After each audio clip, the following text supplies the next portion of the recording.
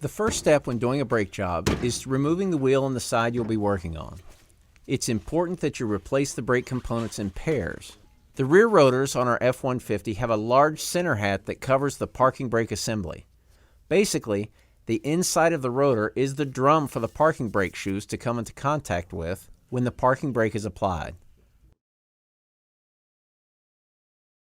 We recommend changing brake rotors when replacing brake pads to get the most life and smoothest braking with your new pads.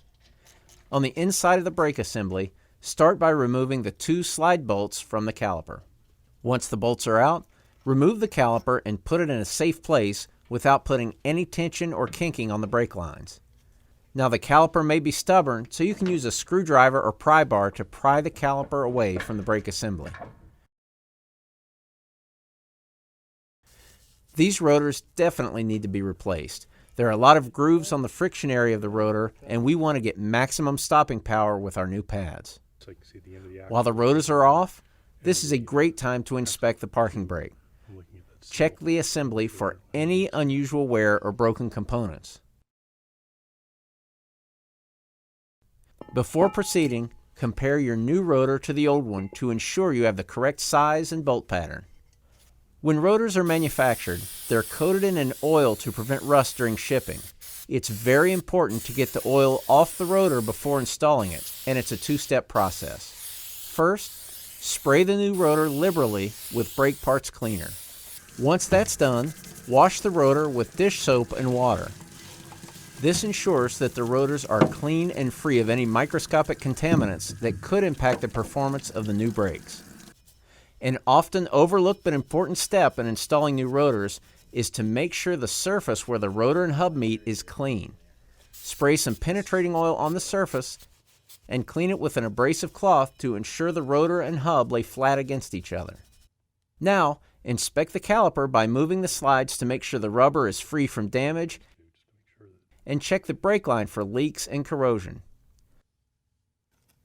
Use a screwdriver to pry the outer brake pad from the caliper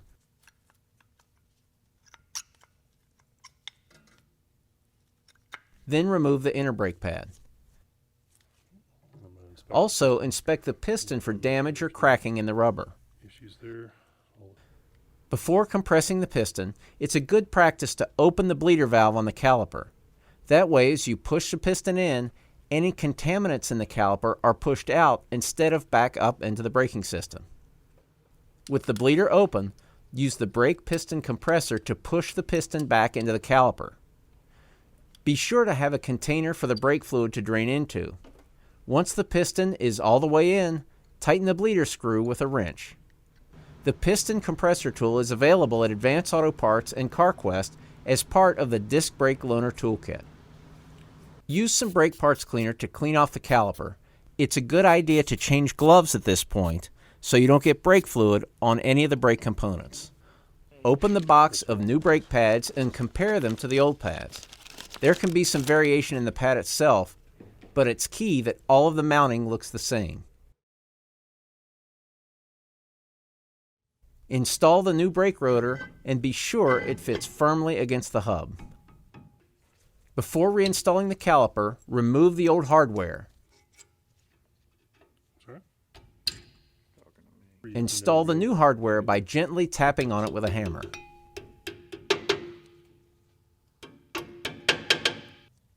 To minimize brake noise, it's a good idea to use a thin layer of brake grease to a few contact points in the brake system. First, apply a thin layer onto the backing of the pads. Then apply a thin layer to the hardware where any 2 moving surfaces come together. Now, put the new pads onto the caliper and clip them into place.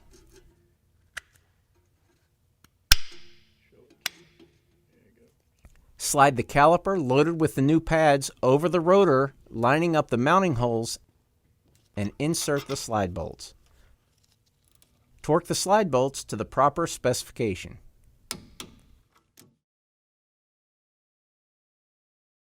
After both sides of rear brake pads and rotors have been replaced, we need to bleed the rear brakes.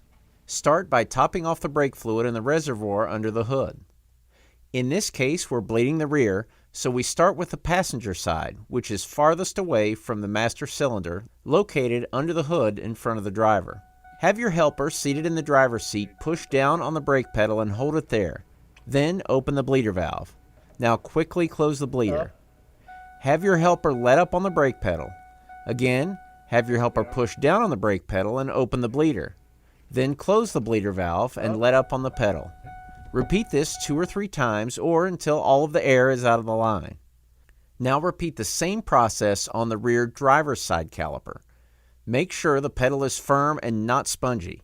Once you're happy with the feel of the pedal, be sure to check the brake fluid level and add brake fluid if needed.